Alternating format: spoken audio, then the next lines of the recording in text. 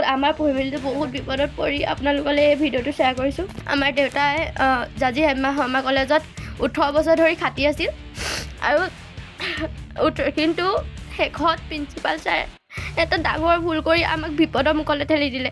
মানে আমাৰ ঘৰখন ইমানেই বিপদত ঠেলিলে তেওঁ আজি 18 বছৰ 2006 চনৰ পৰা দেউতাই কলেজত খাটি আছিল।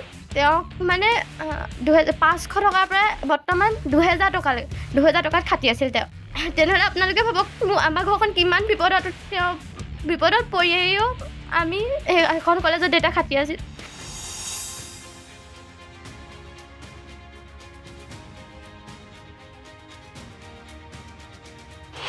ফেচবুকত এটা আৱেগিক পোষ্ট। এটা পৰিয়াল আৰু এগৰাকী ছাত্ৰীৰ সপোন শেষ কৰিলে জাজি হেমনাথ শৰ্মা মহাবিদ্যালয়। 2006 চনৰ পৰা মুকুল চাংমাই নামৰ দৰিদ্ৰ পৰিয়ালৰ লোকজনে 16 বছৰ ধৰি চতুৰ্থ বৰ্গৰ চাকৰিত অস্থায়ীভাৱে জাজি মহাবিদ্যালয়ত কৰ্মৰত আছিল। স্নাতক ডিগ্ৰীধাৰী মুকুল চাংমাই 500ৰ পৰা 2500 টকা মাহিলী পাৰিশ্ৰমিক লাভ কৰি পিতৃ মাতৃ 2 কন্যা এটি সন্তানসহ পৰিয়ালটোক পোহপাল দি আছিল। পৰিয়ালটোৰ মাজু কন্যা জাজি হেমনাথ শৰ্মা মহাবিদ্যালয়তে অধ্যয়নৰত আছিল যদিও পিতৃয়ে চতুৰ্থ বৰ্গৰ চাকৰিটো হেৰুৱাত অসহায় হৈ পৰিছে।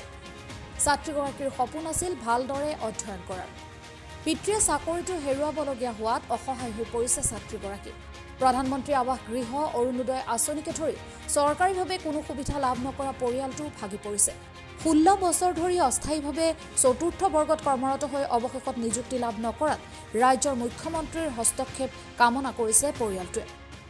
আমাৰ পৰিয়ালটো বহুত বিপদত পৰি আপোনালোকলৈ এই ভিডিঅ'টো শ্বেয়াৰ কৰিছোঁ। আমাৰ দেউতাই জাজি হেমা শৰ্মা কলেজত 18 বছৰ ধৰি খাটি আছিল আৰু কিন্তু শেষত প্ৰিন্সিপাল ছাৰে এটা ডাঙৰ ভুল কৰি আমাক বিপদৰ মুখলৈ ঠেলি দিলে। মই এজনী হায়াৰ ছেকেণ্ডেৰী দিম এইবাৰ আৰু মোৰ বাও ডিগ্ৰী পালেই আৰু মোৰ এজন ভাইটি আছে, তেওঁ ক্লাছ 4 আৰু মোৰ দেউতা আছে। মোৰ মানে আমাৰ ঘৰখন ইমানেই বিপদত ঠেলিলে তেওঁ আজি 18 বছৰ 2006 চনৰ পৰা দেউতাই কলেজত খাটি আছিল। তেওঁক মানে 500 টকাৰ পৰা বৰ্তমান 2000 টকাত খাটি আছিল তেওঁ। তেনেহ'লে আপোনালোকে ভাবক আমাৰ ঘৰখন কিমান বিপদত, তেওঁ বিপদত পৰিও আমি এখন কলেজত দেউতা খাটি আছিল।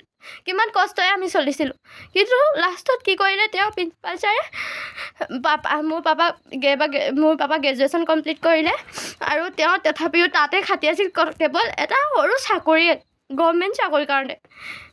আৰু প্ৰিন্সিপাল ছাৰে তেওঁক ক'লে, তেওঁ যেতিয়া লাইব্ৰেৰী বিয়াৰত পষ্টত দিম বুলি ক'লে, তেওঁক ক'লে বোলে তই তাতে চাকৰি পাবি, তই তাতে পাৰিবি, লাইব্ৰেৰী পেজটো নিদিবি, তাত মানুহ এজন আছে। তেওঁক ডাইৰেক্ট কৈছে এষাৰ কথা। আৰু তেতিয়া দেউতাই ক'লে তেতিয়া যি পায় দেউতাই 4th গ্ৰেডতে হওক বা যিয়ে নাপাওক কিবা এটাত পাম, ল'ৰা ঘৰকেইটাই খাব মেলিব বুলি ভাবিছিলে দেউতা। কিন্তু তেওঁ কি কৰিলে, এতিয়া মানে তেওঁ কি ভাবি সেই পষ্টটো খালে, কিভাৱে আন এজন মানুহক আনি পিনি তেওঁ পষ্টটো দিলে গম নাপাওঁ। কিন্তু আমাক ন্যায় লাগে যে তেওঁ কি ভাবি আজি 18 বছৰে খাটি থকা মানুহ এজনে কি ভাবি তেওঁ মানে এনেকুৱা কৰিলে। 18 বছৰ খাটি থকা মানুহ এজনক নিদি আন এজন মানুহক কিয় কেনেকৈ দিলে,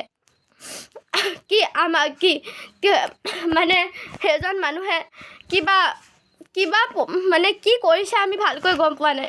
এনেকুৱাই লাগিছে ঘৰৰ মানুহবোৰ বহুত বেলেগ হৈ গৈছে। আপোনাক ন্যায় লাগে, ন্যায় বিচাৰি এই ভিডিঅ'টো বনাইছোঁ। আপোনালোকে ভাবক 18 বছৰ 2006 চনৰ পৰা বৰ্তমানলৈকে খাটিয়ে আছে, তথাপিতো তেওঁ চাকৰি নাপালে, আন এজন আহি ইণ্টাৰভিউ দিলে।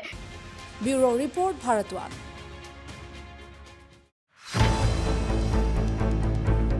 ৰাজনীতিৰ পথাৰৰ পৰা খেতি পথাৰলৈ, অপৰাধৰ পৰা ন্যায়লৈ, দুৰ্নীতিৰ পৰা সংস্কৃতিলৈ,